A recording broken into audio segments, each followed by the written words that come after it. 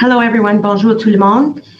I am here in Calgary, Alberta, preparing for the G7 summit in Kananaskis.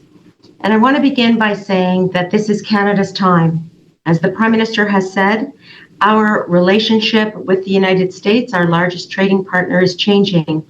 And as a result, we are forging new and stronger diplomatic relationships, new economic ties, new relationships relating to defense and security, including with G7 member countries.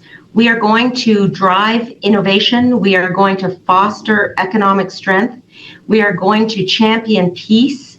And we are going to lead with integrity in the face of global challenges. So as we welcome world leaders here to our great country, we have a unique opportunity to demonstrate commitment to bold action, to multilateralism, and to cooperation amongst world leaders attending. Hi, Minister Anand, can you hear me? Yes, I can. Thank you for taking my question tonight. Earlier today, U.S. President Donald Trump was asked what he is doing to de-escalate the situation between Iran and Israel, and he responded saying sometimes they need to fight it out, but we'll see what happens. With that in mind, how confident are you that you can unify all leaders on de-escalating the situation between Iran and Israel?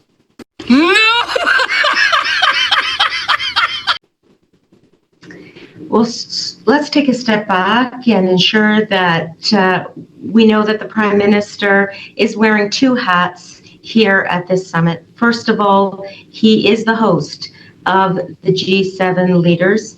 At the same time, he is a member country and is going to be advocating for Canada's bilateral interests. On the topic that you mentioned, which is the missile attacks as between Israel and Iran, certainly that is going to be a topic that the leaders attending here will likely want to engage on. And what is most important, of course, is to realize that diplomacy and the reduction of tensions will be in service of regional stability. And to that end, I spoke with my representatives or counterparts in France and England and Germany, as well as in the region, Oman and the Kingdom of Saudi Arabia, as well as Jordan, within the last 24 to 48 hours. And the view, generally speaking, is that de-escalation will be the most productive way out of this. So that's a question that the leaders themselves will undoubtedly take up, but it is also a question that is so pertinent given the issues that have risen just in the last few days alone. As a follow-up, Prime Minister Carney invited Indian Prime Minister Narendra Modi to the summit. It's likely that they'll have a side meeting. Is your government trying to reorient its relationship with India, and do you think that's possible before the findings of the legal proceeding are finished in regards to the killing of Hardeep Singh Nijjar on Canadian soil? Well, first and foremost, I want to go back to that dual-hatted role that the Prime Minister is playing. He is the host of this summit and therefore must engage with global leaders on issues of global concern, on economic strength and trade diversification, on AI and digital technology, on protecting green space from forest fires,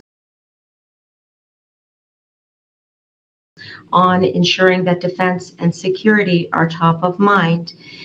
On the bilateral front, which is where your question is going, it is fundamentally important to realize and to continue to recognize that the rule of law and the system of investigation that the RCMP is undertaking will not be compromised. There is a law enforcement to law enforcement dialogue that is occurring between the two countries now. And when I say rule of law, What I mean is not only the laws themselves must be respected at all times, but also the institutions that enforce the law, that investigate wrongdoing, must be permitted to do their work. And in that vein, the RCMP investigation is underway, and it will not be compromised and should continue no matter what else is occurring on the G7 front. This is the worst. The Prime Minister is meeting with Donald Trump tomorrow. Do you think it's realistic that they can reach a deal then? So I want to be clear that the negotiations with the United States on a bilateral basis between Canada and the US have been underway for some time.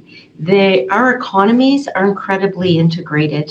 80% of our trade is with the United States. And so those negotiations are complex and have been proceeding.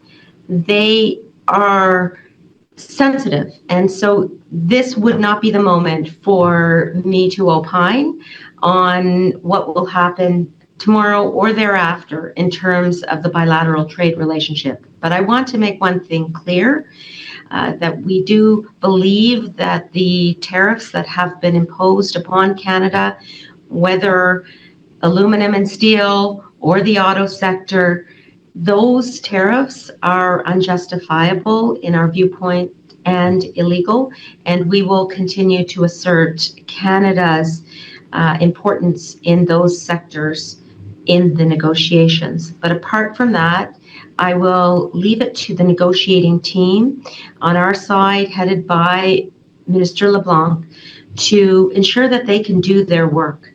And in diplomacy and negotiation, one of the most important rules of thumb is not to reveal all of your strategy before the deal is reached. And for that reason, I'll leave my answer there. Thank you. Your government has been saying for months that it wants Ukraine to be a top priority of this G7 summit. Given everything that's happened with the recent escalation in the Middle East and the fact that so many world leaders are talking about that, how will the Canadian delegation ensure that Ukraine doesn't fall by the wayside in this summit? And if you could answer in English and in French, I'd be really grateful. Thanks. Well, to begin, Ukraine and assisting Ukraine in its time of need with military and economic aid since February 2022 has been one of our government's top priorities, and that will not change. That is the reason that we have invited President Zelensky to this summit, and in addition, his foreign minister will be traveling with him, and I will be meeting with them both. I will say that the summit, the G7 summit, is the moment for many difficult conversations, not only in regards to Russia's illegal invasion of Ukraine, but also peace and stability in the Middle East, and also the global economy and defense and security from a multilateral standpoint. So the most important observation one can make is that this is the opportune moment for world leaders to have conversations about Ukraine, about peace in the Middle East, about defense and security globally, about economic multilateralism and beyond. And Prime Minister Carney will be the host of those conversations. While difficult, they are necessary.